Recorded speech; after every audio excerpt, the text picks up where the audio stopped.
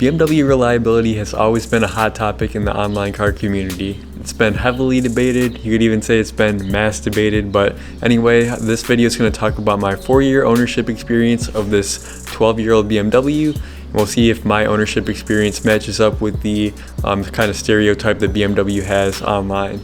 So first of all, what does the word reliability actually mean? It's the quality of being trustworthy or performing consistently well. So just by definition, my 2006 330xi is a reliable car. It starts up in the morning without fail.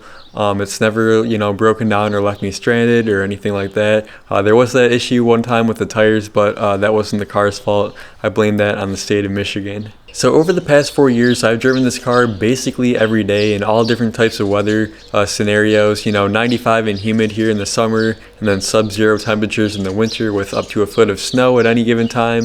I've taken it on multiple road trips, several trips to Chicago. I've been to Kentucky. We went to Myrtle Beach last summer and did all of that without fail.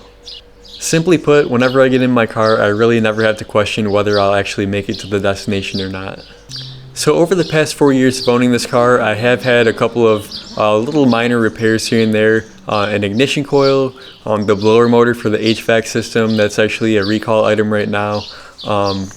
The little nozzles that come out of the bumper to spray the headlights, I replaced both of those. That was a very minor thing, maybe $30 for both of them. And then the single most expensive repair so far has been the front axle shaft. That was around $550 for parts and labor. So still in the big picture, 4 years of ownership, to have that be the biggest thing, it's really not that big of a deal, especially compared to some other cars out there. As far as maintenance, just like any other car, I've replaced tires, I've replaced the shocks and struts, the brake pads and brake rotors, and just basic things like oil changes and coolant, really nothing different from any other car brand. The car does have some cosmetic wear, which is probably typical for its age. On the front bumper, the clear coat is starting to fail in a couple places. I'll probably need to actually take that off and get it resprayed at some point, but doesn't really bother me that much for right now. On the interior, on the aluminum trim on the door, sometimes the seatbelt will hit it, and you'll see a lot of little pitting from the seatbelt hitting the door right there. And then also all the plastic on the interior has a rubber coating, and then any high contact surface like the door handles and stuff, that rubber will eventually kind of wear off over time. And it's just annoying because it's hard to fix it. You pretty much have to replace those parts, but for me it really doesn't bother me all that much. And then on the very back window, some of the rubber trim kind of came off, and in actually one of my very first YouTube videos that I ever did on the car, I glued it back on. That was over 2 years ago, and it's still holding in place even still today. I guess one of the things that impresses me most about this car is the fact that just everything still works. The mechanical stuff, the electronics, everything is just still in perfect working condition. So the comfort access and everything still works fine. The windows, the heated seats, even the GPS, while admittedly not the best GPS ever in a car, you can still punch in an address, and as long as that destination was made before 2006, it'll get you there no problem.